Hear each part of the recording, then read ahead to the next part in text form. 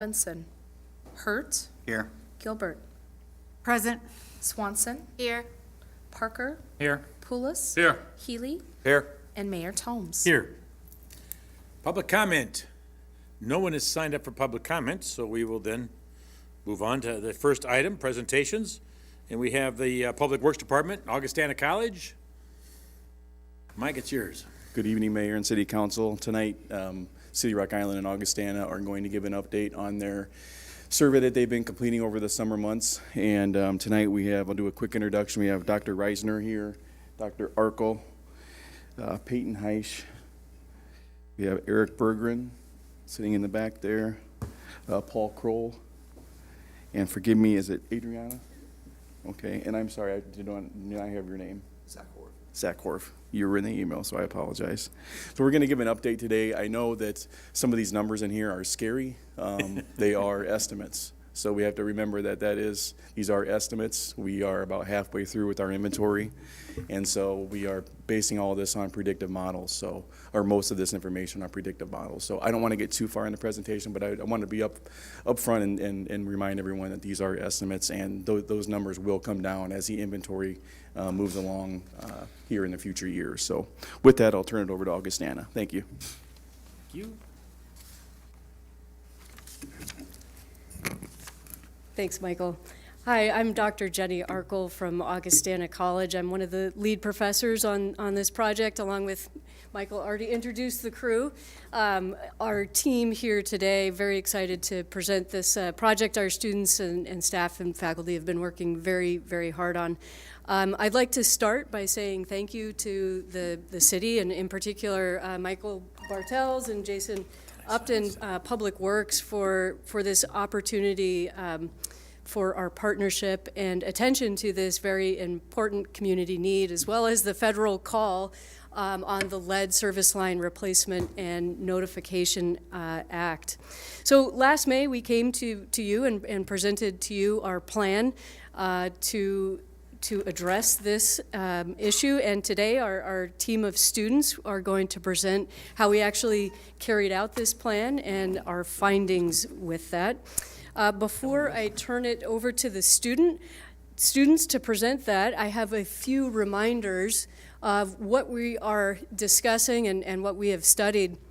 We are only interested in the residential water service lines. And in the city of Rock Island, the residential water lines typically start in a basement and run all the way out to the city main, which is usually under the middle of the street. This is in contrast to most cities around the U.S., wherein that transition from the home ownership to the city happens under the right-of-way, typically the sidewalk.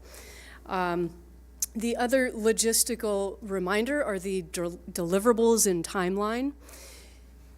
This coming April, we have due to the Illinois EPA both the material inventory and a prioritization plan. Our material inventory allows for a combination of both verified records as well as predicted modeling, which we build out and our students will explain. The Illinois EPA also needs to see how we determined high risk and disadvantaged community members, which our students will lay out how we did that.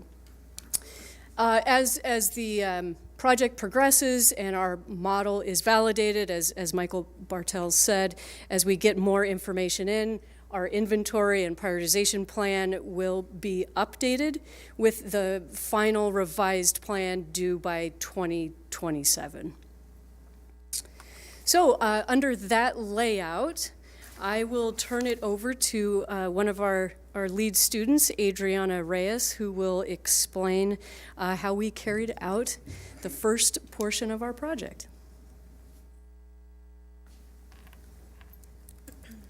Hello, I'm Adriana Reyes. I am one of the students working at the Upper Mississippi Center this year.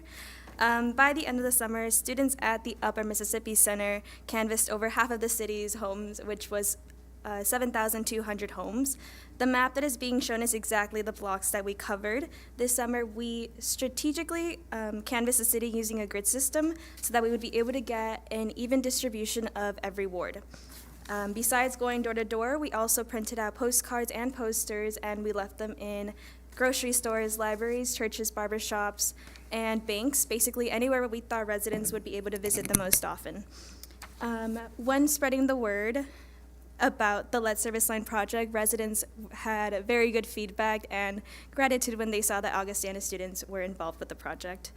And with the data that we collected, we were able to build predictive models by using the year that the houses were built and where the houses are located.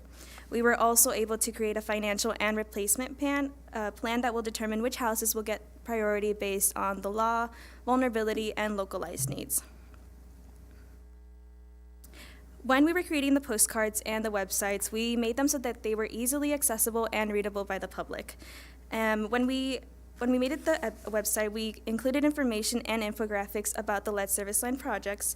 We included questions that the residents would ask, and we added additional information that they can access. In part of the survey, we included a section for assistance, whether that was helping them self-identify or assigning a student to go to their homes and having us identify for them.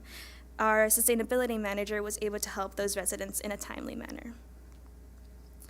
Towards the end of the summer, we had a big media day where we organized almost every local news station to come, and we were able to make it onto the front page of the QC Times. We had staff from Public Works and faculty from Augustana to help these residents have more information, and this was one of our biggest and last approaches to getting more attention. And now we have 12,625 residential homes in Rock Island. We know 18% are copper, 5% are galvanized, and 1.5 are lead. Now, this is the inventory as of October 21st of this year. We stopped taking survey results so that our models will have a consistent data set. And so the map is showing the homes, like the current inventory of the homes, green being the houses that have copper, orange of the houses that have galvanized, and red of the homes that have lead. However, we still have our live survey that is still going, which has a little more like up-to-date data. Thank you.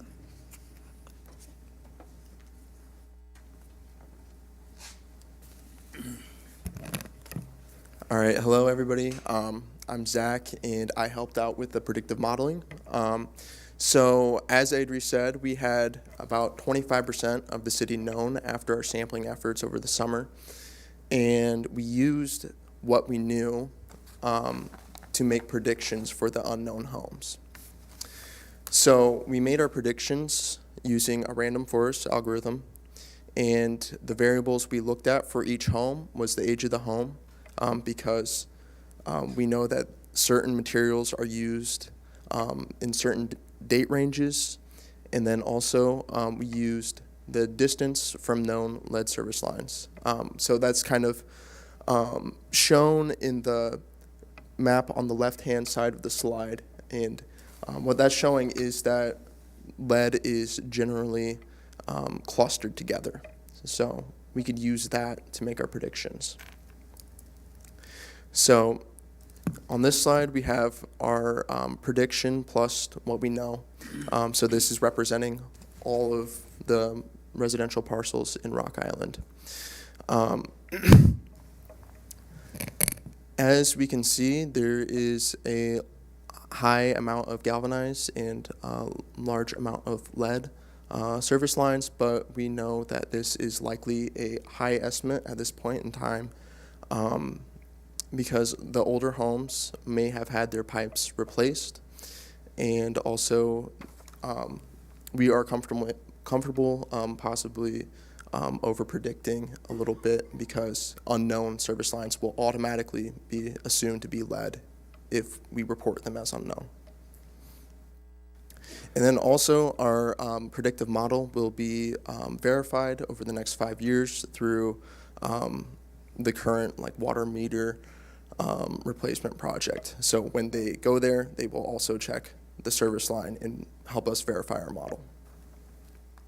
So this is the same graph from the previous slide showing the predicted and known materials combined, and also here it is represented on a map of the city. I believe there is a copy of that map in your handout. And then also, here it is broken down by ward. And that should also be in your handout.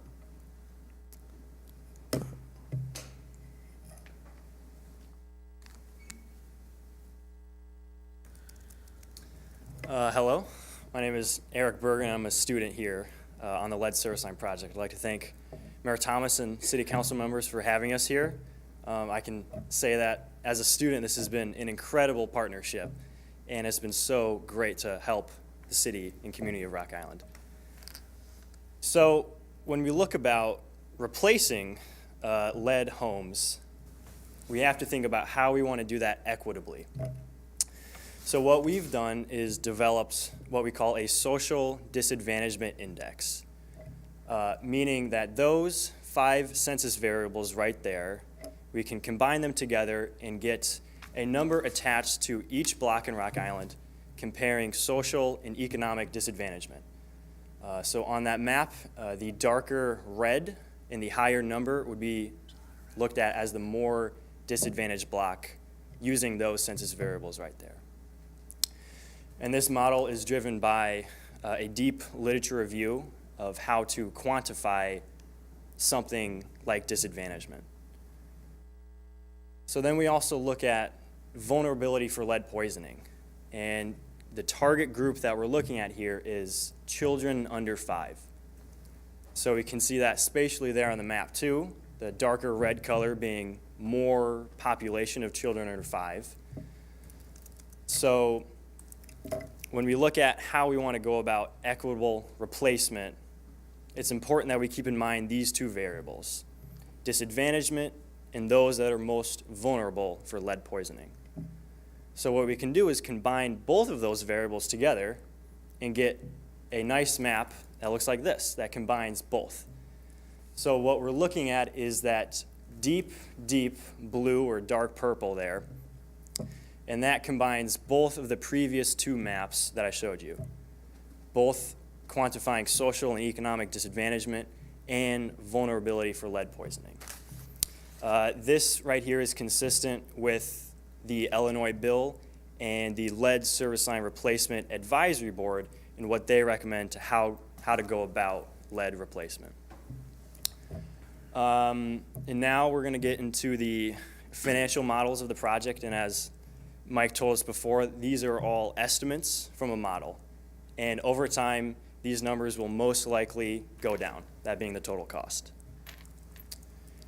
So these models are assuming over a 20-year period and 100% public financing. The average per year cost, including compounding inflation, is around $4.7 to $5.7 million per year. And then predicting that over a 20-year time span, like I said, that puts us somewhere in the range of $103 million. And I'm going to say it one more time, this is an estimate, and over time, as we go through, as Zach mentioned, the water meter project, and we verify homes, we double check our model and update our model, that number will most likely be driven down. And as per the Illinois bill, the situation that we expect Rock Island to be in, we have to keep at minimum a 5% replacement rate per year. So that looks roughly somewhere around 300 plus or minus homes per year. And on the right of this slide here, we can see the requirements from the bill itself.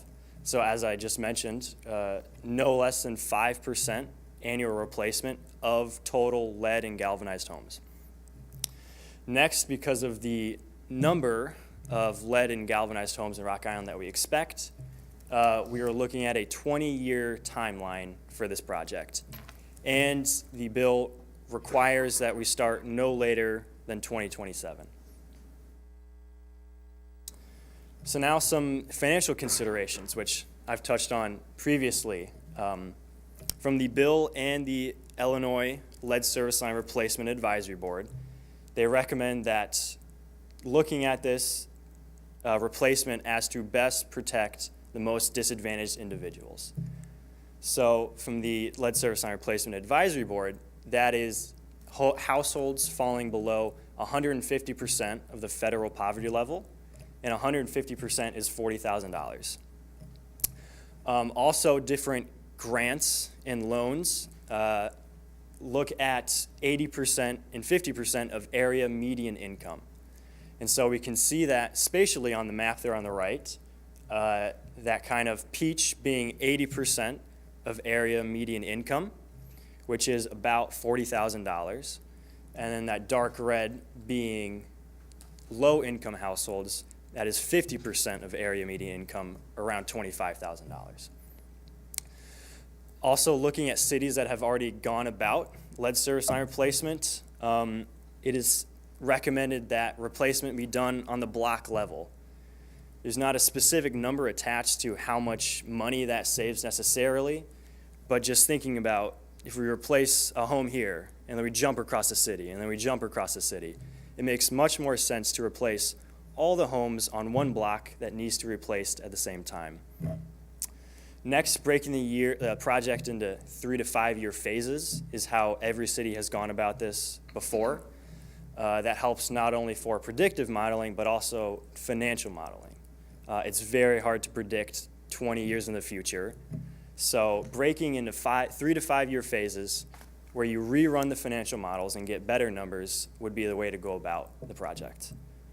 And also, I'm going to touch on this later in the presentation, but an early starting date and front-loading replacements to do more in the early years will help combat inflation costs later in the future. And now that gets into cost-cutting recommendations. The first being to apply to grant and loan programs as soon as possible. So as I mentioned, the Illinois bill mandates that we start replacement no later than 2027, but once it's 2027, every other city and municipality in Illinois is going to be applying to these same grant and loan programs. So we started early here in Rock Island, having an inventory and a replacement plan that we then apply to federal grant and loan programs will give us a significant advantage in securing federal funds, whether that be grant money or loan money.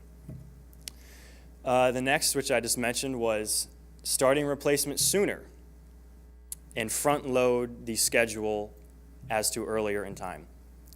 A combination of those two starting in 2025, so just 2 years before we're mandated to start, and pushing replacements earlier instead of later is estimated to save about $21 million over the 20-year time span of the project. And as we talked about before, after we send this, we have to send this, the replacement costs out to an auction or a bid for contractors to bid on.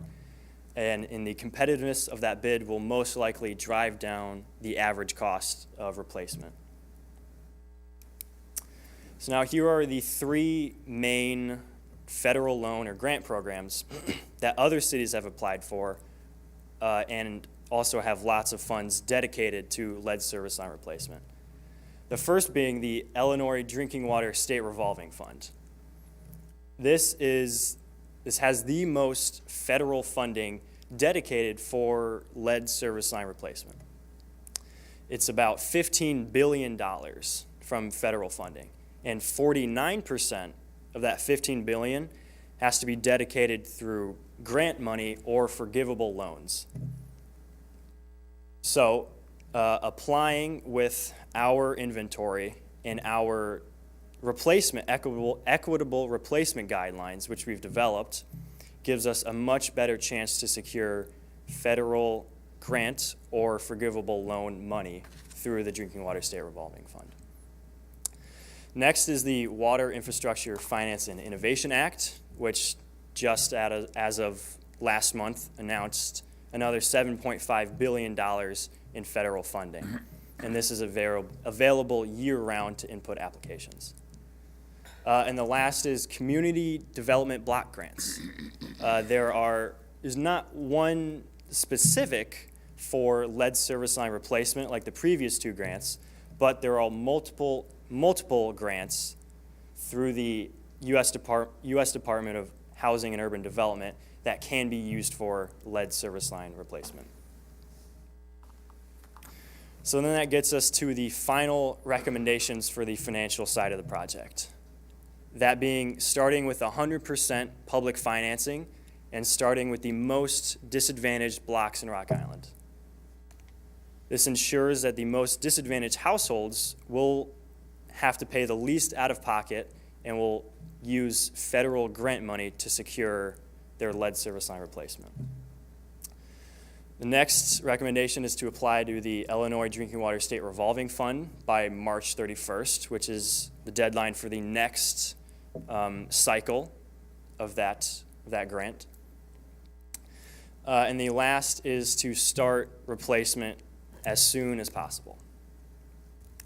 With inflation compounding over the future, as I mentioned earlier, starting in 2025 and front-loading replacement to those 7.5% per year for 10 years, and then 5% for the next 5 years, will not only reduce the span of the project from 20 years down to 15, but it is projected to save around $21 million compared to just waiting 2 years and meeting the minimum requirements of the law. I'd like to thank you for our having us here in our presentation and open it up to questions. I have one question. So you talk about 100% public financing. Yes. So what do you mean by that? Like the city pays for it and taxes go up? I will direct that question to Mike. Smart move.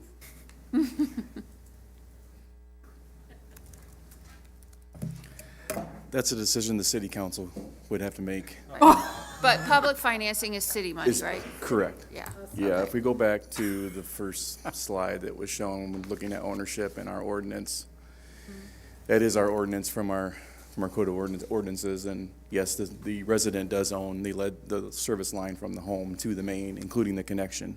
And so currently, it would be their responsibility to replace a lead service line. But it's not the most popular to have each resident pay that on their own, obviously. Can you, the program that we have for water and sewer, you know, if you have problems, I call it the insurance program. Water but service I line know- replacement program. Replacement program.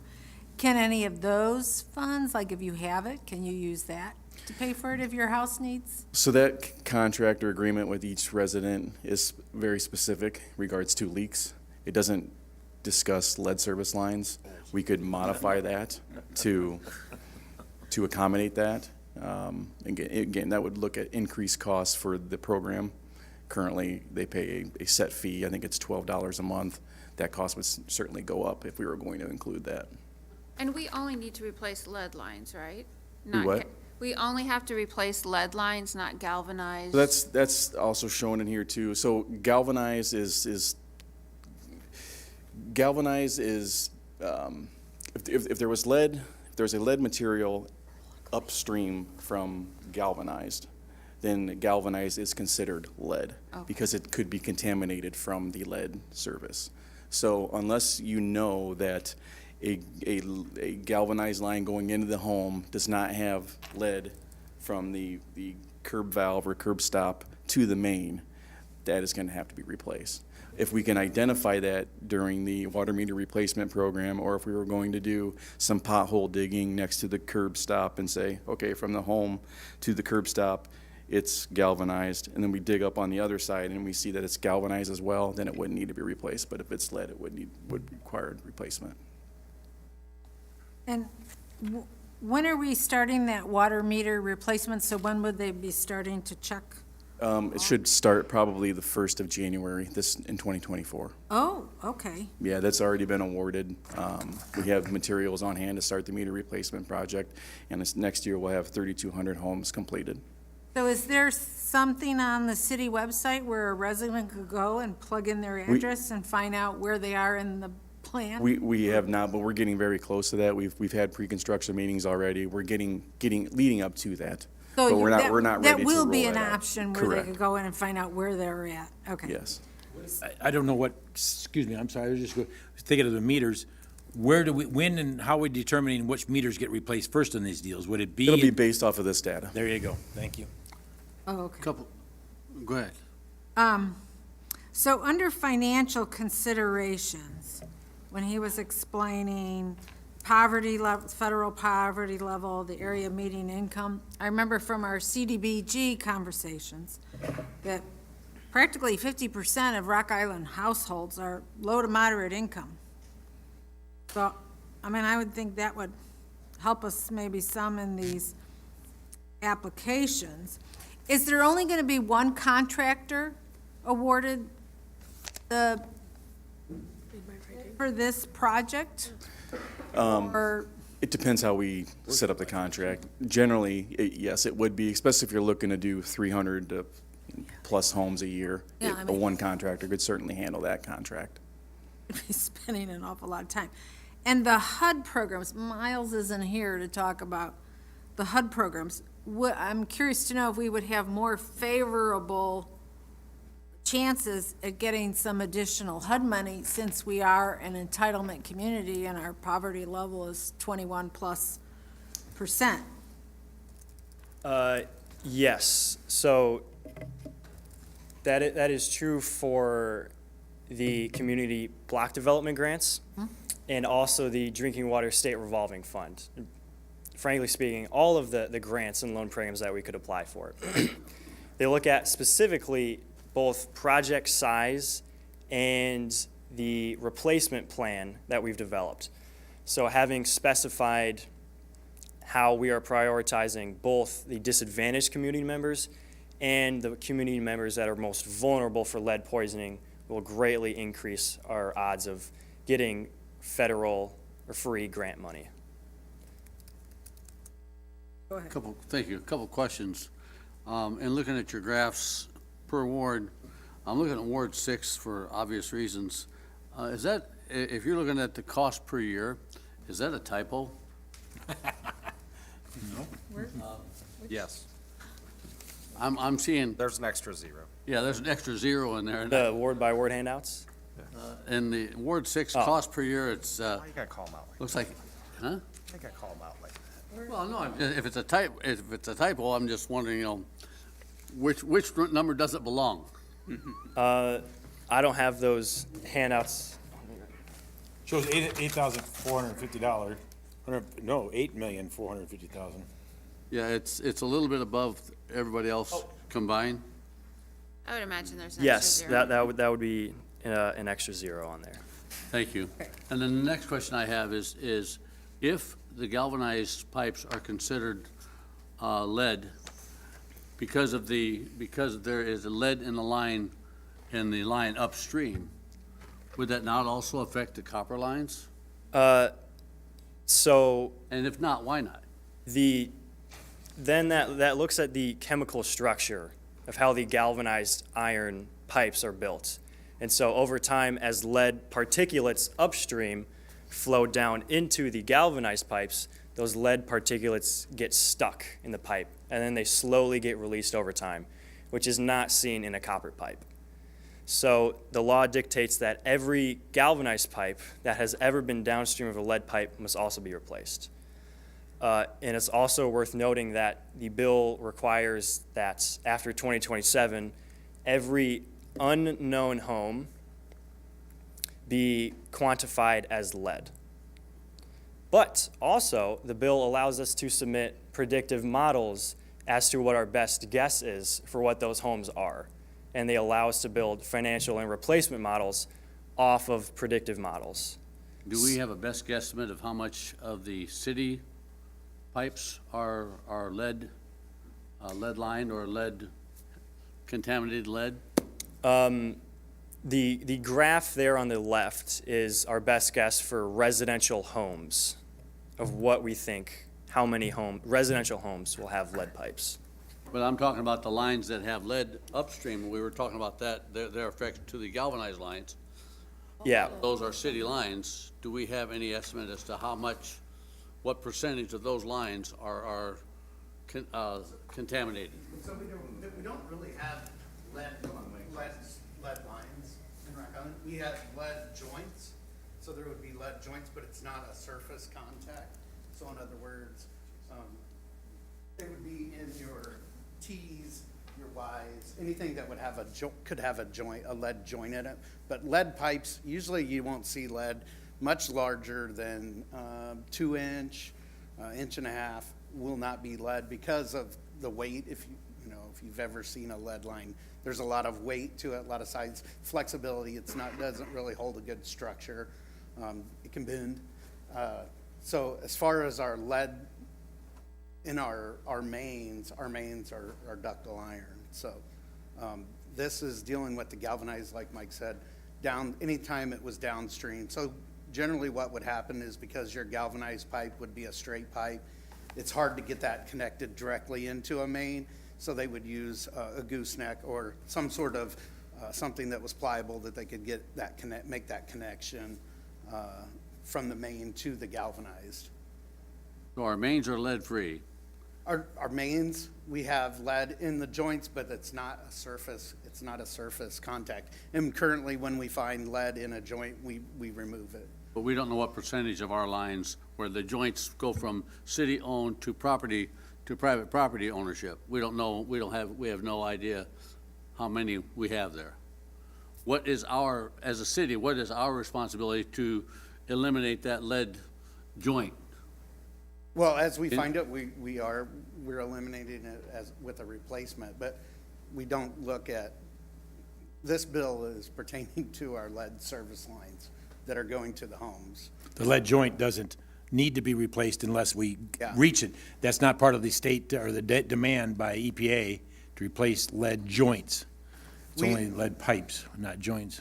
Yeah, currently, if we find a lead joint, we do replace that 90 or that T or whatever it is under the ground.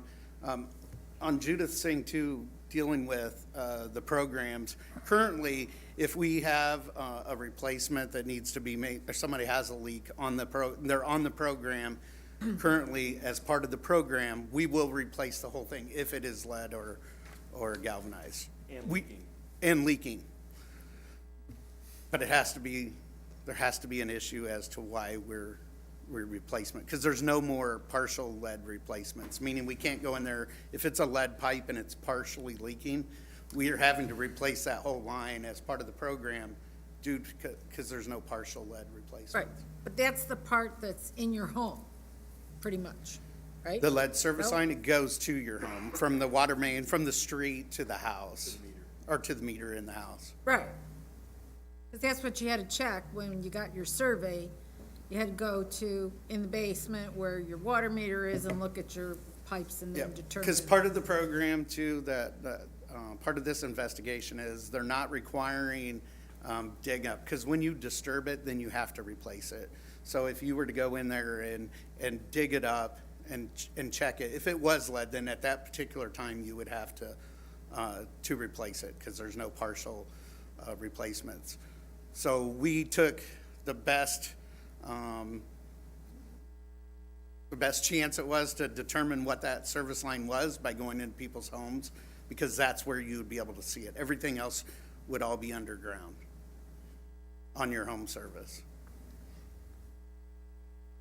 You're getting me confused. Well, the reason why I'm confused, because, okay, so they had you look at the pipes in your home connected to the water meter, and when I was having a sewer lateral replaced, the contractor busted the water line, so they replaced the water line, but that was what was out in the street. They didn't come in and replace anything in my house.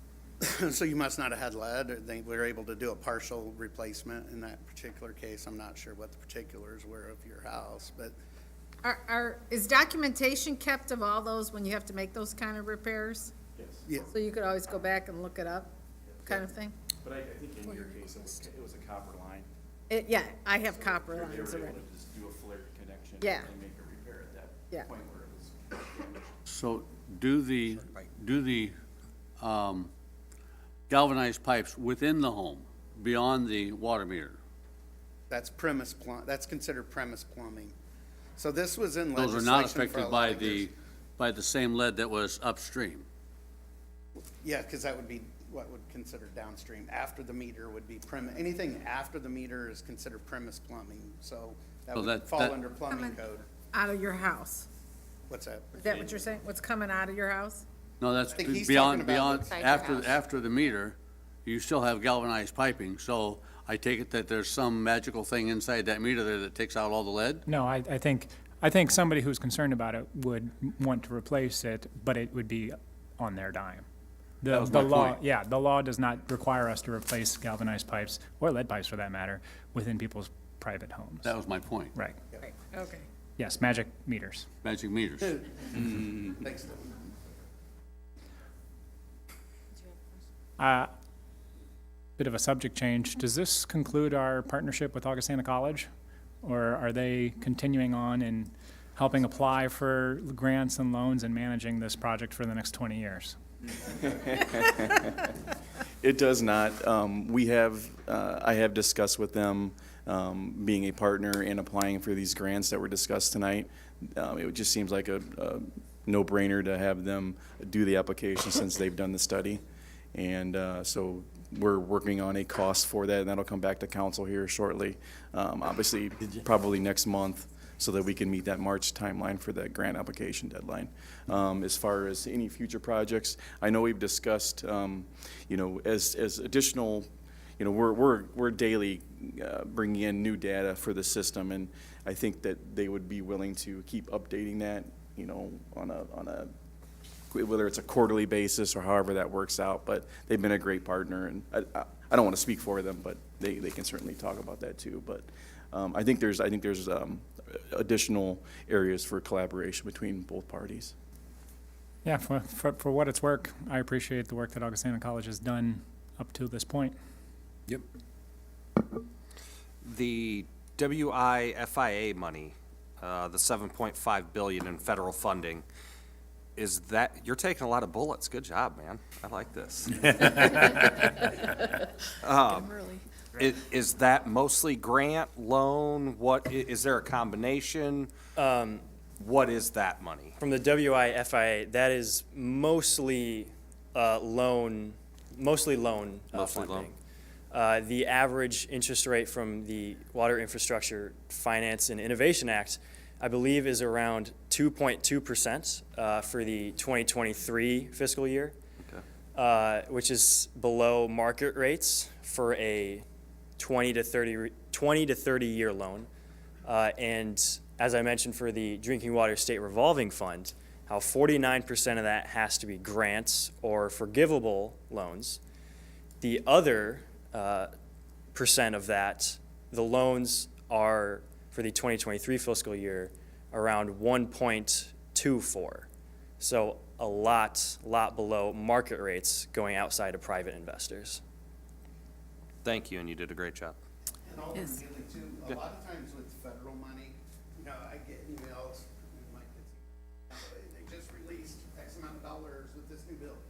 In Illinois, it's funneled through the SRF fund. Most of your federal money is funneled through SRF, through loans. And then they look at those, and to call it a grant, then they don't really call it a grant. They call it forgivable money. Yeah. So what he's talking about there with forgivable money is basically if you get a loan for X amount of dollars, a certain percent of that will be forgivable in a grant form that comes out. Perfect. Thank you. And one more thing is I might add to their program. One thing that also adds to that when we look at being equitable, for hardship and age, is also compliance. And we are meeting compliance. We're meeting our compliance as far as we don't have any high lead, elevated levels. So therefore, it's not necessarily a higher priority as far as, some cities that are not meeting compliance with lead, then they're fast-tracked, and they have to do other measures along with the replacement too. But we're meeting compliance, so this is just pertaining to the act that was established, so. As Public Works considered, so we're looking at replacing maybe, what did that line say, 20% of 20% estimated are lead pipes, right? Something like that. Yeah, there. Yeah, or no, 12, my mistake. Okay. Yeah, that's fine. It doesn't, that's not the point. We're looking at replacing a whole lot of service lines within the city of Rock Island. It's my understanding that the city of Rock Island, I think it was mentioned earlier, is a little unique in that, in the ownership of service lines. We're the oddball out, as it, as it appears. Is there any thought about now, when we're doing all of this replacement, that we consider changing that so that the city owns that portion? I mean, we're already undertaking this massive thing. Why not use this as an opportunity to change to be more in line with our neighboring communities? I mean, I understand that the reason that we don't do this is to push the costs onto residents. I understand why we don't do this, but perhaps right now would be a good time to change that, because I don't know about my colleagues, but I've received over the years that I've been on city council many phone calls of people complaining that they are responsible for replacing water line that goes underneath the streets and where people presume is the public responsibility. So has there been any talk about potentially using this as an opportunity to change that? We have discussed it internally. Rock Island is unique compared to other cities. Most cities own from the main to the right-of-way line sidewalk, essentially. If we were to go and start replacing and paying for all these services and for the replacement, I think, an ordinance change to allow that would make sense. However, it could be costly, in the long run, because as you all see, I don't know how many water meter replacement, water line replacements we do a year, but it's significant. We probably do 60 to 70 a year, so. Oh, sure, yeah, if you have a number. So, if we look at taking ownership of the whole service line, that cost would be somewhere around $220 million across the whole city, averaging a median cost of replacement for a household.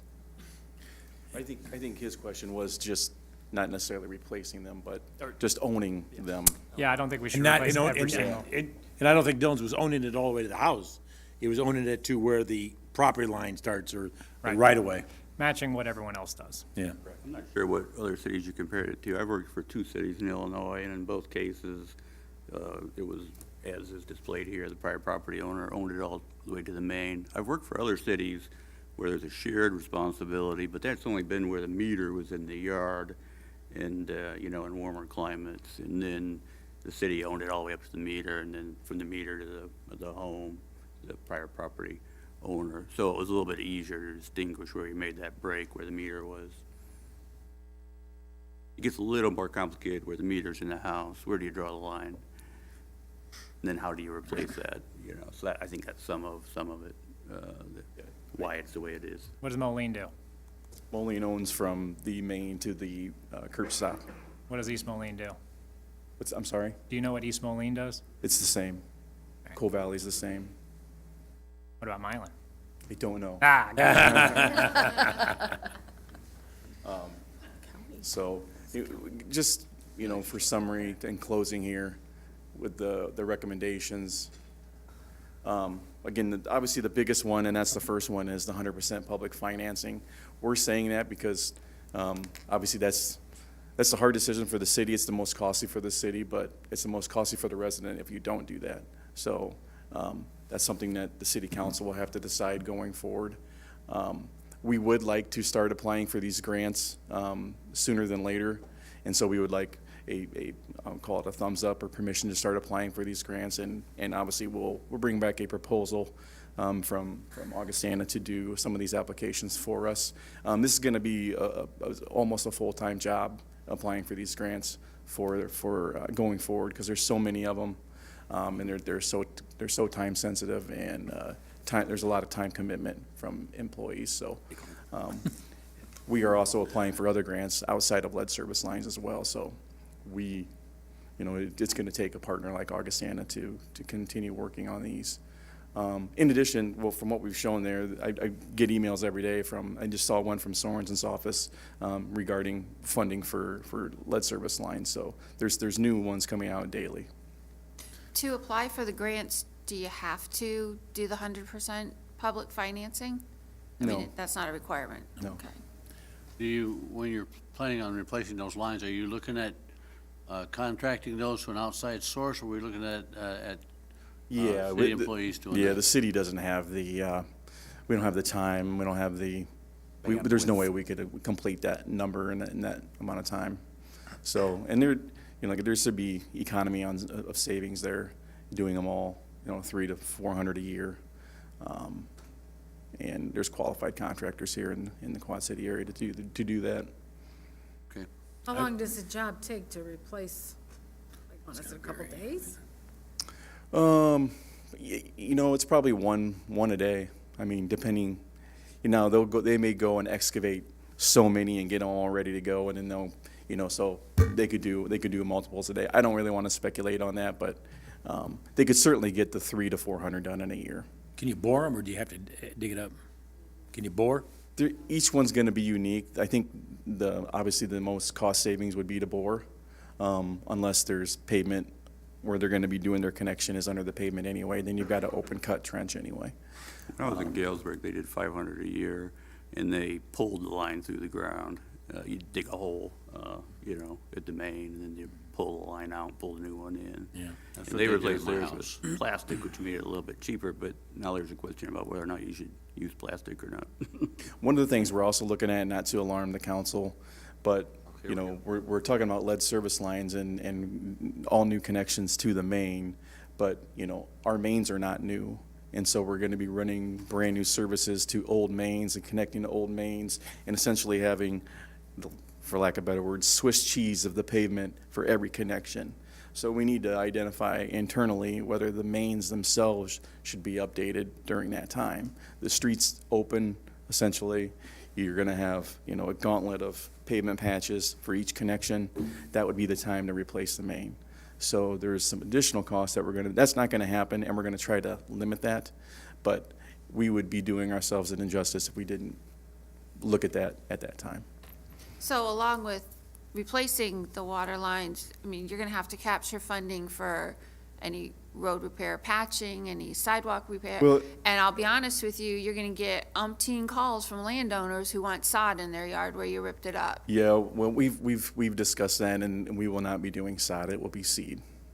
Well, they won't water it and then it'll die. But and then the numbers that were presented tonight include pavement replacement. Okay. It's all inclusive. Okay. Thank you for not alarming the council.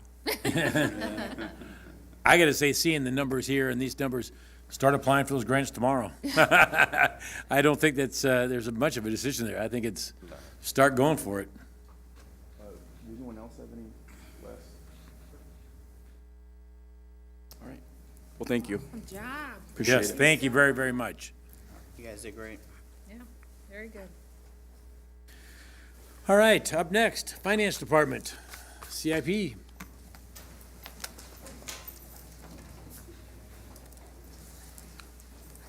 Speaking of big money.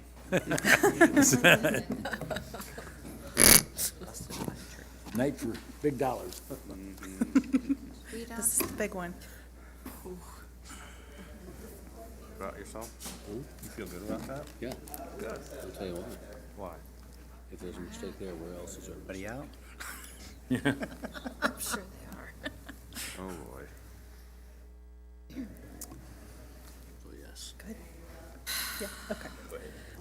Tonight's presentation is going to go over both the capital improvement plan that was included in your packet, along with the capital improvement budget, which is included in the 2024 budget that we discussed a couple weeks ago, along with various funding sources, the recommendations, and funding plans. Those are consistent with the city's priorities, finances, and past practices. So it's important to note that the capital improvement plan is not a budget. It's a planning tool that staff and city council can use to prioritize future capital projects, equipment, and vehicles. On the other hand, the items that are actually listed in the capital budget have been incorporated into the budget and will be approved along with the 2024 budget that will be before council in a few weeks. The slide in front of you highlights the various stages of capital improvement planning process, beginning with the comprehensive plan. So this includes both staff, residents, city council, looking at the overall picture of what the residents, council, staff would like to include in a CIP plan. Moving into the strategic planning process, is it something we know we need to do right away? Is it something that we can put off for a few years? Do we need to apply for grants? Is there a funding source? Do a cost analysis to see how that will be funded? If so, it can either move into the long-term operating budget plan or it can move into a capital improvement plan and then moving forward into the budget from there. So with the capital improvement plan, their project costs are planning estimates. A lot of times staff isn't sure what the full picture will look like, what the full cost of that project will be until we move forward with the strategic planning part of it and start getting maybe an engineer involved to see how much that would look, what that project would look like. So a lot of times we'll just plug in an estimate on what we think it could be, so it could go up or down from there depending on when the project actually moves forward. Costs would need to be adjusted on an annual basis. So in the plan, we're looking at, are we funding it this year? If we're not funding it this year, maybe we'll fund it next year. So if there's inflation, we might need to adjust that cost from there depending on what the project is. And then timing, again, coordinating with the various departments, maybe coordinating with the grant, taking a look at what needs to be built into the actual budget versus a comprehensive plan. If we know it's something that we could maybe apply for a grant opportunity, but that's a couple years down the road, then pushing that out a few years. So, Todd, I think this was one of your slides. This basically describes the CIP document itself. The capital budget is noted as the key part of the operating budget. It's actually funded, and then the other portions of the document are just summary sheets and funding summaries, and then the individual project sheets to try to give you a little more detail on each individual project.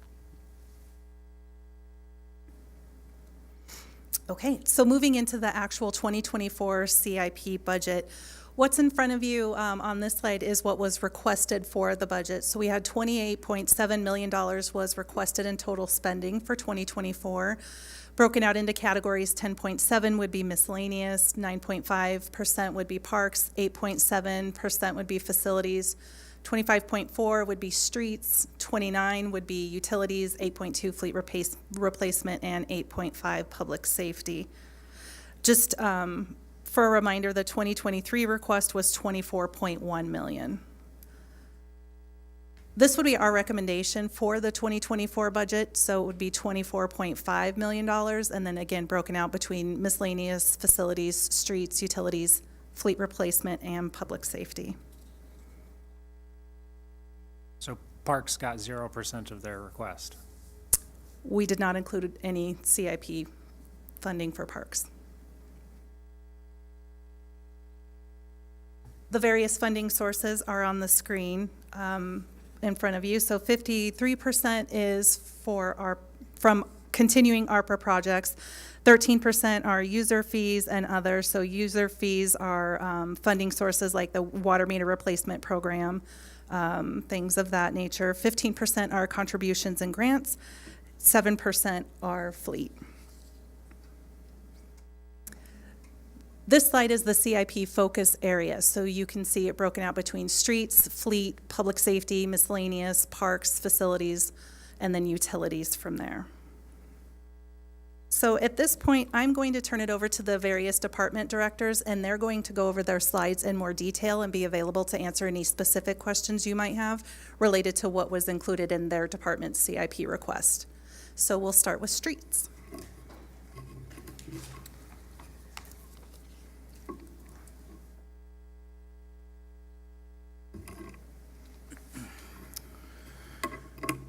All right, so just kind of going down the presentation here. This is a new format, so forgive me.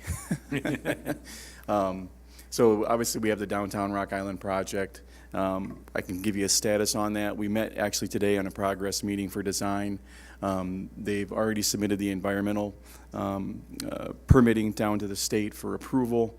We've received one back already. Good news on that project is that we have identified some water mains along 3rd Avenue that will not be replaced. They are only about 32 years old.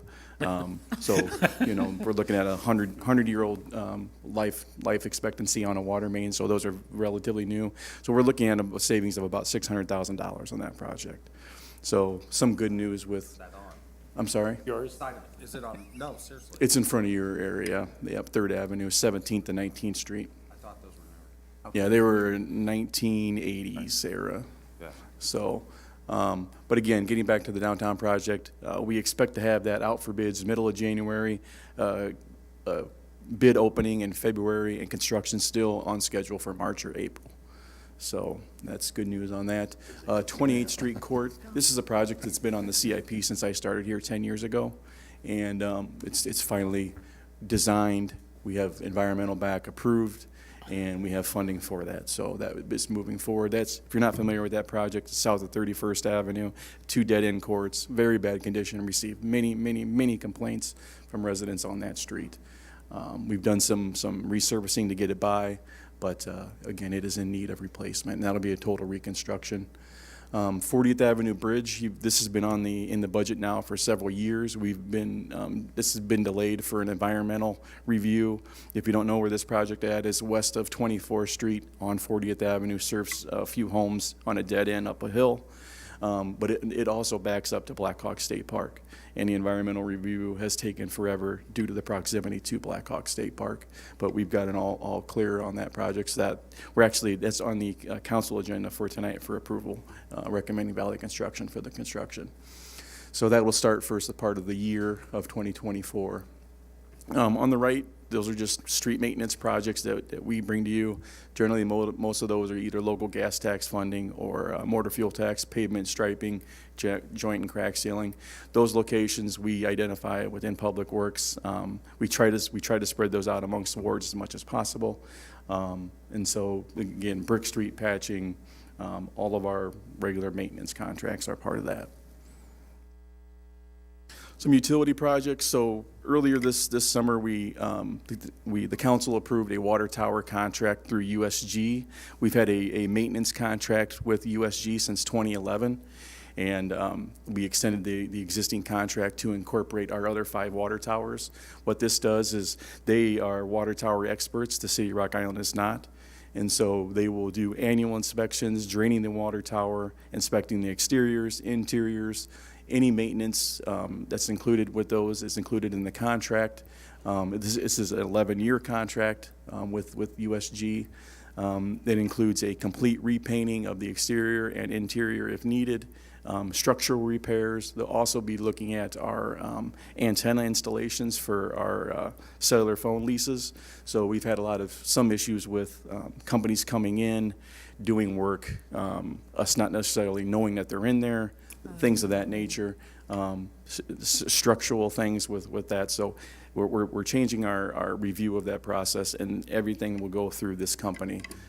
They're very well trained on that sort of thing.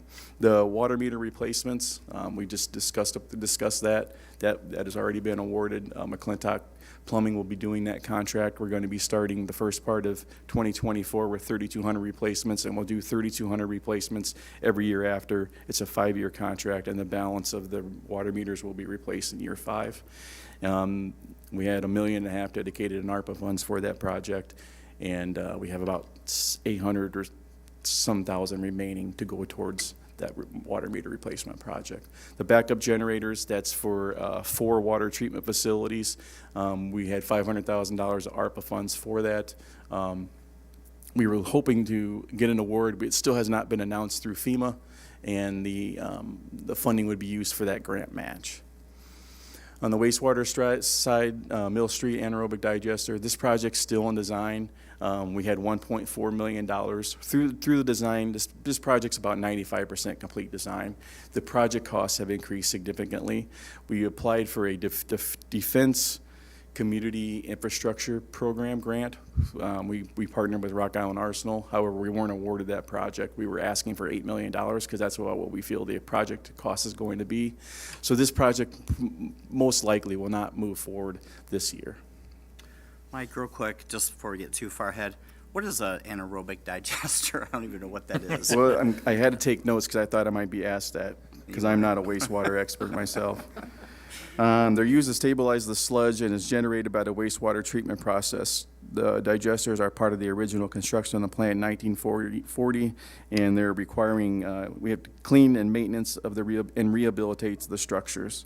So they're part of the breakdown of the sludge, essentially. Okay, thanks for being prepared. The Southwest Treatment Plant, that's still under design. We're working with IMEG on that project, and we have a meeting scheduled for next week. That project is more or less on schedule and on budget. The stormwater side, the 18th Avenue pump station, that is to upgrade a pump station, 18th Avenue near Sunset Marina down by Mill Street Public Works facility. Let's see, it's a temporary diesel pump. We turn that pump on when the river floods. It's the first pump to turn on. It's the last pump to turn off. It's in very bad shape. Also, the ditch line that runs the water to that pump has silted in along Riverstone's property there. And so that all needs dredged out and removed. We're looking at, I think, $1.5 million, and we received a $500,000 grant towards that. We will be replacing that temporary diesel pump with a permanent electric pump that can be monitored remotely. And so we will not need to send guys in on overtime, 8 hours, at every 8-hour window to refuel that pump during flood events. So the return on investment is pretty high for that project. 20.5 Avenue and 23rd Street intersection. This is an intersection that we have had experienced flooding issues at this intersection for a significant amount of time. We've had claims in regards to water running into people's homes through front doors, garages, and what this project will be looking at doing is it won't eliminate all of the flooding. This intersection can see around 3.5 to 4 feet of water in the intersection during a heavy rain event. And so we would be looking at increasing the storm sewer size of that intersection and also creating a surface overflow over land across a yard through a permanent easement into a drainage ditch behind these yards and then run down into some storm sewer. I have a question before you leave that slide. So under the water projects, so the replacement dome and pump project, there's no costs in 2024 for that particular project? For the correct? reservoir domes? Yeah, reservoir domes. That's correct. That's not in the 2024 budget because we Are don't. we currently doing it anywhere? Are they in the design phase yet, or what are we in? They are in the design, yep, currently. For that Don't we have to project. keep paying them as they do? Yeah, and there'll be a contract coming back. So we initially had a contract with CDM Smith for that project. The scope changed. We were looking at doing a liner system. It was bid out that way. Okay. And part of that contract was to do an analysis and thorough review. And they said, look, it doesn't make sense to do the liner. We need to replace these domes due to the age, Right. Deteriorated condition. And so there's still funding left in that contract to continue work with what they're doing for the domes, but we'll be coming back with a revised contract here next month to cover the rest of that cost. Okay. But not to start the project? Correct. Okay. Thank you. I'm going to skip over public safety. Fleet, I do have my fleet manager here, Alan Vanderhayden, if there's any specific questions on the fleet, as well as I know the fire chief is back there in regards to the fire pumpers. Those are the vehicles that we're recommending for replacement. Again, 2 fire pumpers, 2 vans for MLK. The Honda Civics, 11 of those are used by the detectives and police. Those are all being replaced, and the issue with those is they were hybrid vehicles. The batteries are now failing, and the batteries cost more to replace than what the vehicle's worth. So they're essentially, and we've had a lot of issues with them.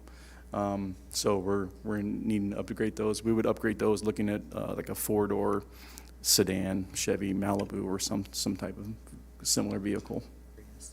So So how much money is currently in that fleet amortization fund?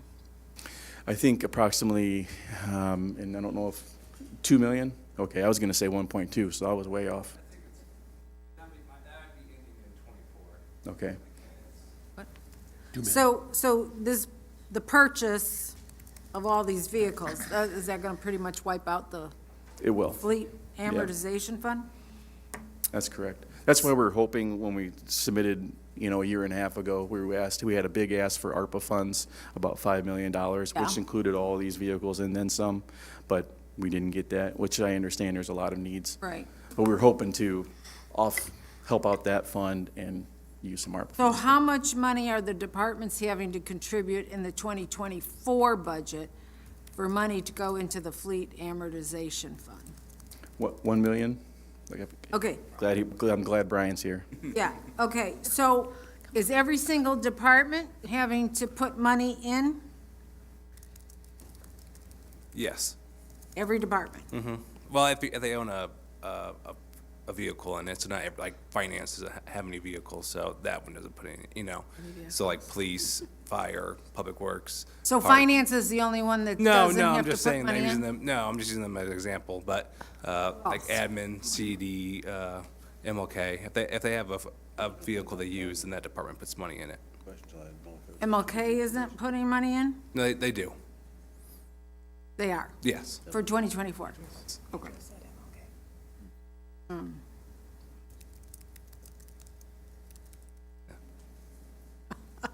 The bad news is we've depleted the vehicle replacement fund. The good news is we've got a lot of new vehicles. If you look at what's been replaced, we've had our whole snow fleet has been replaced. We have 3 ambulances that are on order. Well, granted, they won't be here till 2025 because that's how delayed they are. But you're looking at new fire pumpers. I mean, we've received some F-350 trucks. CD has a whole new fleet here the past couple of years. So we've done a lot of upgrades. So is there anything left major that would be coming down the pike soon that needs replacement? I mean, yeah. Come to the mic. Yeah. The average year of our fleet is 2005. I know. Yeah, we use them till we can't. The next big purchase after we get through this and these departments start paying amortization back for these new vehicles, the next big purchase will be the end loaders, the backhoes, the heavy equipment would be the next big purchase. This is going to, by replacing this with the new snow fleet, this is going to knock our maintenance costs and overtime costs way down. Because you see the 7 F-150s, they're 07s, 03 to 07s, and they're basically unsafe to drive. We pulled most of them off the street. Right. And so we're running on a skeleton thing of equipment. The King vans, they need to be replaced, the 2 pumpers. We know what happened with the pumpers, everybody knows that. The Hondas, like Mike said, they're deteriorating rust-wise, batteries, they're not cost-effective anymore.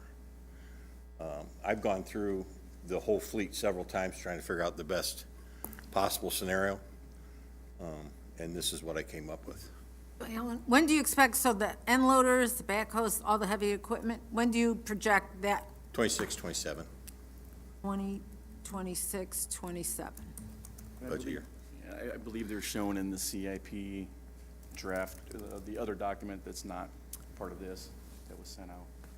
But they're slated in there for replacement. When was the last time that the 2 MLK vans were? They're when was- 2012s. 2012s? Yes. Okay. They do have a third van that was a donation through grants, I think. Okay. But these 2012s, you got to realize that they've been maintained, they're still operating, they're still safe to operate, but it's time to replace them. They're 11 years old, basically, okay, I believe, 2012. Yeah. So they're 11 years old. They haul passengers, so we have to get them off the street and get them into something newer, safer for the people. I thought you just said they were safe. They are safe, But they're aged, you know what I'm saying? We go through, we have them inspected, they have to be inspected every year. Yeah. And they're passing inspection. We're getting to the point where that's gonna start going away. Out of curiosity, how many miles do those vans usually put on, do they put on those vans I each don't year? have that, I can get that for you. I don't I'm have just that. kinda curious on what the usage is on those, so. I'm gonna say, I don't even know how many miles I got on them. I'd have to go back and look, Yeah, so. that'd be helpful. Those F-150s, are you looking at going electric at all, or are you just going straight gas? Yeah. Is that a joke? No, we don't have the infrastructure right now. We don't have the infrastructure for electric. And another thing you're seeing They're with this, 109 for the top end. with this, you're seeing with the electric industry. Yeah. Ford just killed 75% of their electric program. Yeah. Seems to be across the board right now. And General Motors is killing theirs. Dodge is killing theirs. It's just, with the technology's not there for the average The person. high end of it, yes, I understand that. I mean, if, maybe 5, 10 years from now, if we can get the infrastructure in there, but you're talking millions of dollars in infrastructure just to put electric vehicles on the fleet on the road. Fair? That'd be a heck of an extension for it. So just to clarify, staff's opinion, we are putting enough money into the amortization fund to fund future fleet requirements. We haven't actually done that audit. That still needs to come for future. We need to update our vehicle replacement program. Agreed. But, you know, as Brian indicated, we are putting money into it in the budget, and, you know, in past years, to solve the deficit, I think it's been cut out, so. Oh, yeah, it explicitly was. I remember years of saying, Yeah. we can cut amortization. We do, when we bring in new vehicles, we have an amortization schedule for that vehicle, just making sure that it's met. Right. Okay, good. The capital, what is the words I'm looking for? The capital needs assessment or whatever the heck that we were doing, that's just for buildings, correct? Correct. That's correct. Are we looking at adding vehicles into that? I think we can do that one ourselves in-house. Okay. Yeah, update what we already have done in the past. Okay, so, to your point, we know what the amortization requirements are of these new vehicles. We just need to fund it. Correct. Are we funding it with this CIP budget, or with the regular budget? We are, Okay, yes. thank you. Okay, thank you. Moving on. Hey, Mike, while you're up Good there, job. do you want to talk about the marina? Why don't you just give kind of a status report on where that is? Thought it was done. Question about 20th Street, you're not done yet. Well, I guess I'll lead in with, there is an agenda tonight, item on the council agenda tonight for reducing the slip revenue by 50%. What that is based or geared towards is keeping the boaters we have. Next year is going to be a transition period, we hope. If council approves the improvements, the project, you've approved the design and we're currently under design. We should have the project out for bids here the first part of the year. That will come back to council for approval, but, you know, we expect dredging funding to come here through the federal government. We have the FEMA grant already approved for Dock 400 replacement. So what we don't want to do is lose the boaters we have them go somewhere else and not come back. So we're just trying to maintain and not cut ourselves off short here next year. Peace. Yeah, and keep peace too. But it may bring in additional revenue by bringing in new boaters in here that don't have any concerns for dredging. You know, there's a lot of boats that don't require dredging that can get by on a low amount of water. So it may bring in additional revenue as well. Not to mention that we need to be able to get our fireboat out of there. Correct. So when it's approved tonight, then, like, it'll go into effect, staff or, F3 Marina, they'll start working on it immediately to get people signed up? Yeah, we would then put out the slip renewals based off of those new rates and then hope for a good participation in signing up. It's kind of like Walmart and being a loss leader. Just bring them in. Yeah. I mean, granted, it's not going to be, with all this work going on, it's going to be an impact to all those boaters, and they know that. And we do have some other marinas that are looking at getting contracts out ahead of us to try to get our boaters that we have currently, so we're just trying to offset some of that. I don't know if that was a part you were hoping to describe, Todd, or? Yeah, no, it's fine. Okay. Mike, is 20th Street still in the CIP for 2026? It is. Hasn't been booted back? It has not. Thank you. You're welcome. Subject to future funding, though, but it is in there as that funding. Hopefully I'll be here in 2026. Chief Landy, why don't you comment? Asking that question. We're going to use. Chief, you're up. To fund 20th Street? All right. Put in the holes. I guess there's several chiefs back Yeah, there. yeah, I was like, which chief? Which chief? One of them growing a beard. November's almost over. Yeah. The CIP budget for public safety regarding the body-worn cameras and the Axon cameras, which are also for the squads, the same system. They've been in CIP since we started. We did have to move, if my recollection is right, the body cameras, there's a portion that's paid out of 101, so it's been cut down as far as that goes. So you'll see there's just a dollar change for the body cameras. The big one is the emergency services radio, which we budgeted out of ARPA dollars for $1,072,000. As you can see on your agenda for tonight, looking to move that up for significant cost savings for us compared to what was budgeted. And then I can also talk about what we're doing with the squad cameras and upgrading those and shifting some money savings that we're getting from our flock cameras or our LPR cameras.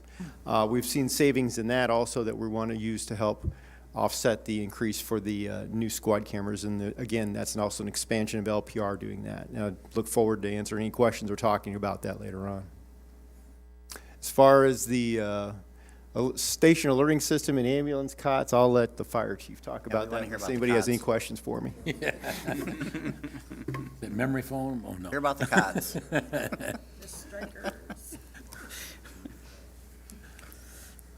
A purple mattress. The station alerting system, we're going to get more on board with what the rest of the Quad Cities is currently doing. It's more of an automated system. What it will actually do is hopefully increase our ability to respond in a timely manner. So once all the CADs are connected and the cities are connected, what'll end up happening is if we had a structure fire where we knew we were going to call mutual aid, when that initial button is hit and we're notified, our neighboring agencies are notified at the exact same time. So right now, kind of what happens is we have to go through a process, you make phone calls, you do that. There's a delay up to 2 minutes, and 2 minutes in our world is an extremely long time. So this is really gonna help out, make things consistent. And then, of course, with the ambulance cots, we're at the end of the life of our current ambulances. Going into the new standards of ambulances, we have to have rollover protection. The nice cots that we have now, if the ambulance were to actually end up on its side, the cots are gonna come out and not gonna be very good for the people in the back. So hopefully there'll be retention systems that holds everybody into place. So we just have to meet those current standards that are implemented for new production on ambulances. So what's like, are these you gotta order and we gotta wait forever to get them? Because it said something in somewhere that I read this weekend that the new ambulances we're getting won't have the cots. So with everything else, and, you know, Alan just walked out of the room, but so it's the lead time on production is anywhere for emergency services in my industry is 24 to 48 months. So what we're doing. What was, say that again? 24 to 48 months. So what we have done is we've ordered the ambulances. The cot retention system is not part of the ambulance order. So what we're doing is we're making sure that we order the cot retention with the expected delivery date. So as the installation goes in, warranty starts the day of the installation. What we don't want to do is order those and just having them sit in the back room and get damaged or anything. So we're just trying to make sure we're the timing. We just checked this past week. They're saying first quarter of 25 for the ambulance delivery. And I think it's like 60 or 90 days for the cot order. So we just have to make sure that that timing kind of goes together. We'll hold them at City Garage. I think it's kind of a plug and play.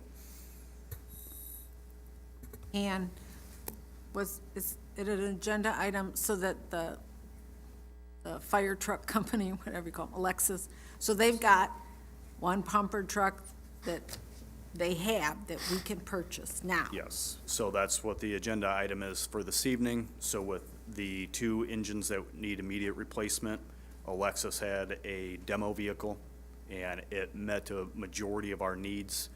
We do have a small contingency that we put into that price to do some modifications. Of course, we'll have to move radios and packs and some other things that need to happen with that, but we're going to, instead of having a truck that kind of mirrors what we currently have in service, we're going to try to modify a vehicle to meet our needs. Bob, real quick, so how many miles are like on a demo truck that we're getting? So I couldn't tell you what the exact miles are on it, and that was part of the deal, is that they had a service agreement that truck would be demoed until, I believe, last week. So there's probably gonna be a few miles on that truck. I couldn't tell you where they demoed And when, it. and I'm sorry, I don't know if maybe you said this, when do we anticipate actually getting that truck?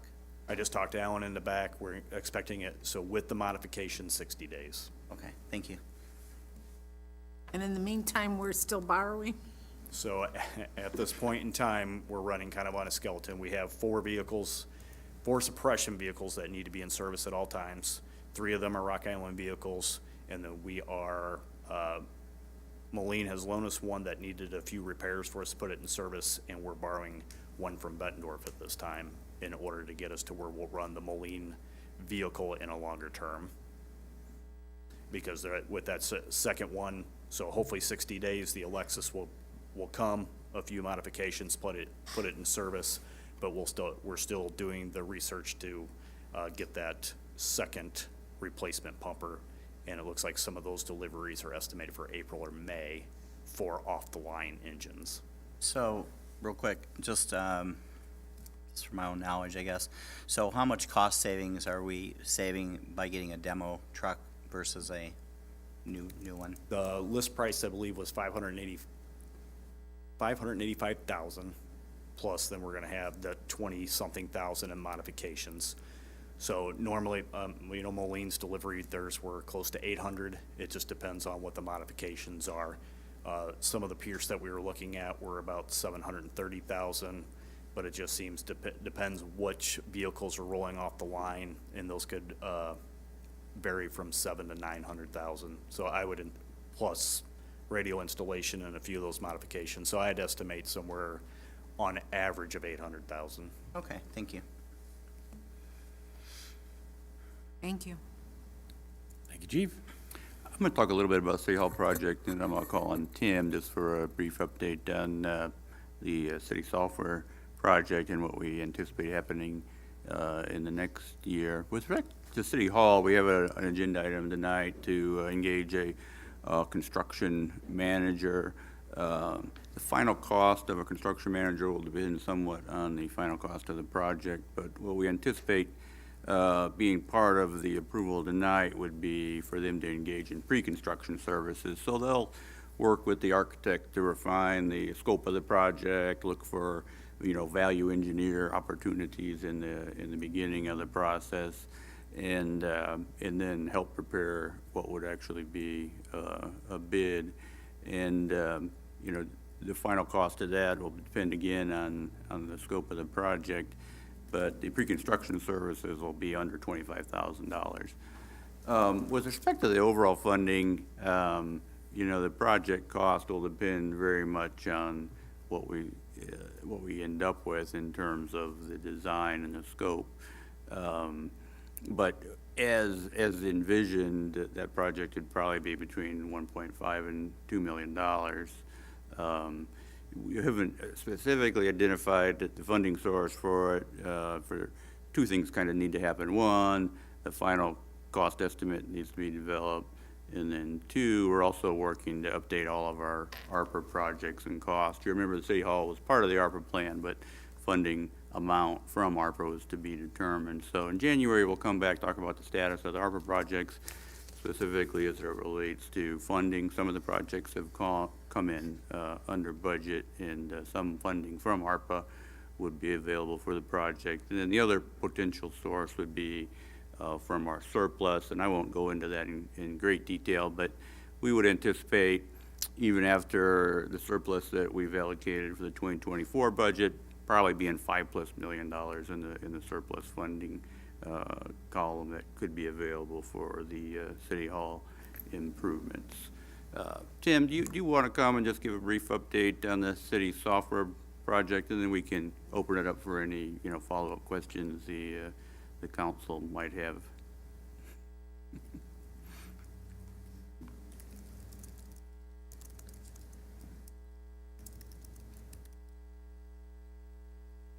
So 2 weeks ago, we had our first round of demonstrations from one of the vendors we're taking a look at. Next week, we'll have another round of demonstrations from vendors that we're going to take a look at. There was a lot of good enthusiasm about those demonstrations. I think everybody is looking forward to a variety of changes. Overall, I think my concern is that there are some fundamental building blocks that may need to be addressed that weren't really included with the original bidding. One thing that we saw was utility billing and/or community and economic development. That's going to sit on top of GIS, and so we'll probably need to make some improvements in our GIS system. Another thing we saw was that the applications a lot of times have a fair amount of ancillary hardware, things like point-of-sale devices, credit card reading machines, label printers, that kind of stuff. And so we may see some additional hardware costs, at least initially. But overall, it's looking very promising. I think we'll be pleased with whatever we choose. So we hope that as Tim indicated, we've narrowed it down to 2 final candidates, and, we're optimistic that we'll make a recommendation early next year. Yes. On a provider, and then be able to move forward with a implementation plan. The final costs are subject to, as Tim indicated, some of your add-ons and things like that, but both have submitted, project cost estimates that are within our budgeted scope, so that's good. That's good news. So far, it's all good news. Any questions from the council about any of the projects or things you wanted us to elaborate on? Go ahead. So, on the page 35, the facilities, the 1.8 million, that doesn't include all 4 of those projects listed. Because it doesn't match the total that's in all those summary sheets. She's on the other document.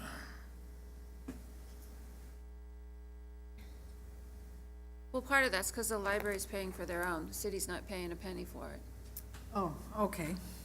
That answers one question. Right, because they never pay a penny for it. Well, they don't. Sorry. Yeah, I'm not sure. The number there is 1.8. The number in the capital budget is a total of 2.571, and the difference may have been I probably modified the City Hall improvements number at the last minute. I inserted thought, yeah, the I was like- 1.7, and I think it might have been $1 million before that, so that would explain the difference. I did a switch up on Brian. Sorry.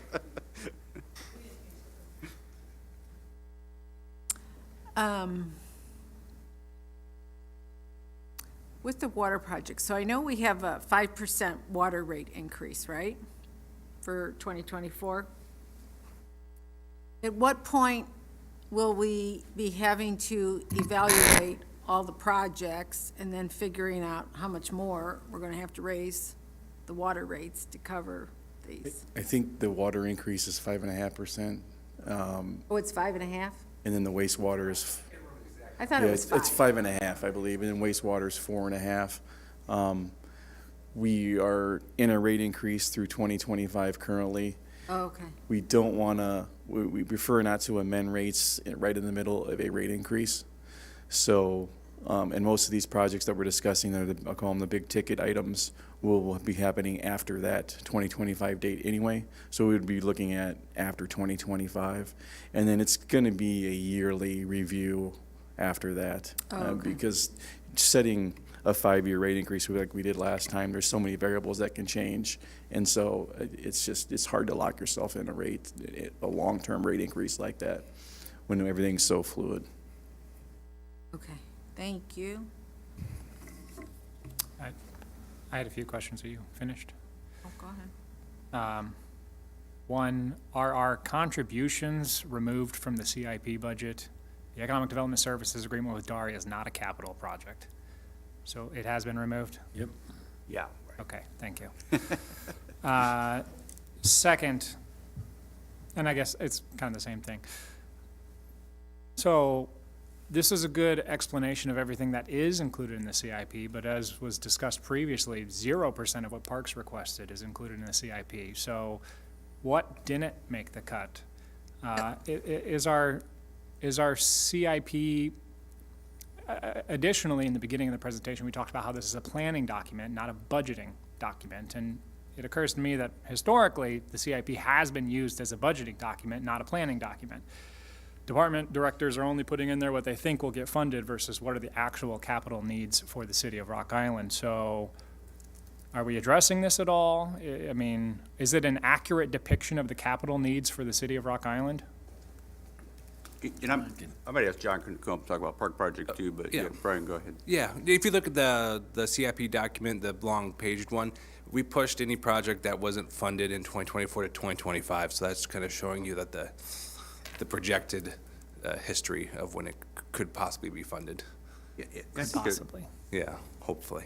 Yeah, I think we're kind of transitioning, you know, it takes a little bit of time to kind of adjust your approach. In some areas, I think we've done a little bit better job than that of others. There still is work to be done on the planning aspects of the CIP and trying to balance, including projects that need to be done with, you know, the potential that they will be funded. So I think that's a little bit of a work in progress.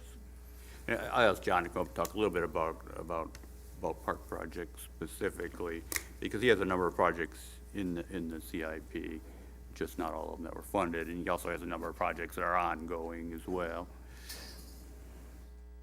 Yeah, I realize that my question was kind of squishy. It wasn't a specific thing, but just sort of a, are we paying attention to this? All right.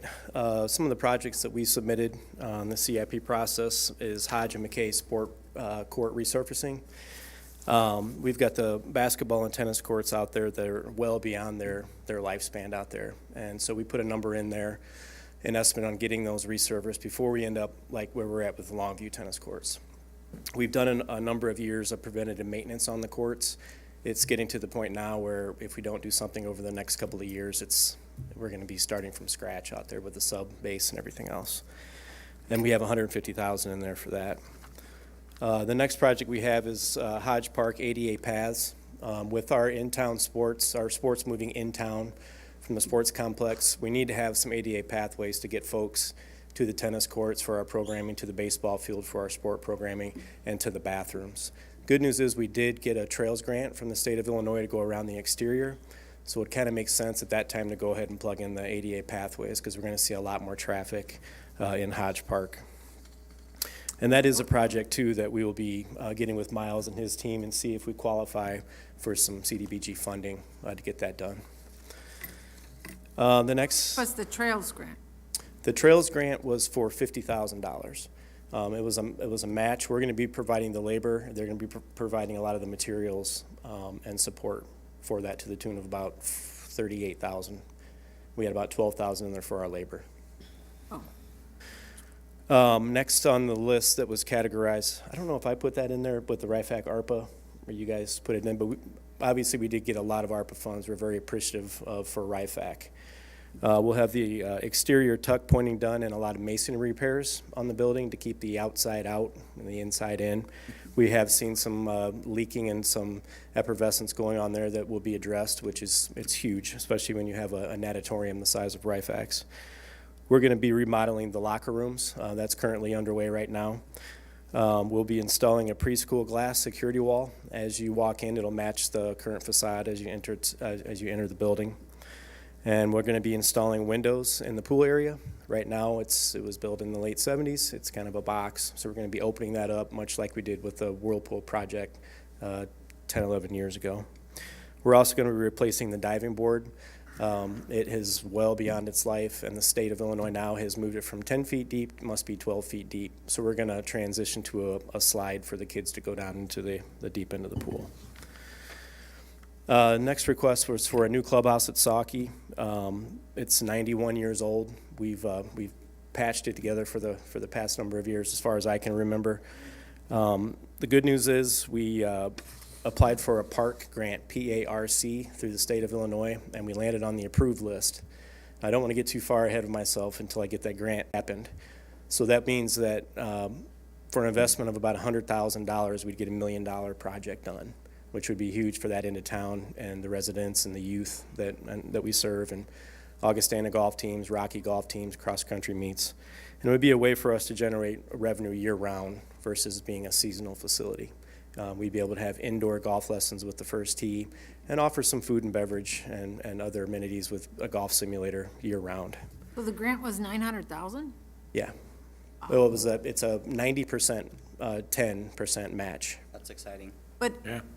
it I know doesn't my ward would specify love the it. amount, Get or asked it's all the time. whatever it is, or? Well, we got a cost estimate done on a rendering. We're not going to build a Highland Springs clubhouse at Saukey, but it's going to be something scaled down to the size of Saukey and very nice.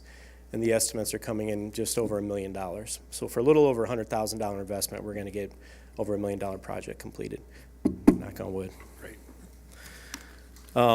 Last we had in there Whitewater Junction additional feature. I get asked all the time, how are we going to separate ourselves from these new pools that are coming online? One way that we've started out is by offering our adult swims, where we had 3 events where we allowed alcohol to be served, and we made over $17,000 alone in those 3 little events. So what we'd like to do to separate ourselves is we applied for an OSLAD grant that would cover 100% of the financing for this feature. That would at least be $900,000 to $1 million. And what it would be a spray playground area that would attract folks with younger children. It would be gated off, so it would be a little more secure. We get a lot of comments that we love going to Whitewater, but I always nervous about my kids wandering off into the big pool. And it would also offer up some opportunities for us to provide additional rentals and some other income that way. So we'd be able to have rentals going on in that area as well as the main pool and the slides at the same time. So that's what we have. We realize that a lot of our projects aren't necessarily part of the essential services or whatever, and it's understood. That's why we put as many lines in the water as we can. Back when we fill these things out, we're also filling out grant requests and identifying partnerships to get these things done. So it seems like a huge ask all of the time, but we try to fill in the gaps with other things that we have going on. But sometimes the timing of turning these documents in doesn't always line up with what is going on real time. It seems like you have a good track record with getting grants. We've been fortunate. We've got a good team that puts these together, and we tend to bug the state quite a bit and set a lot of phone call meetings, so we know a lot of them. So I hope that helps us in our success.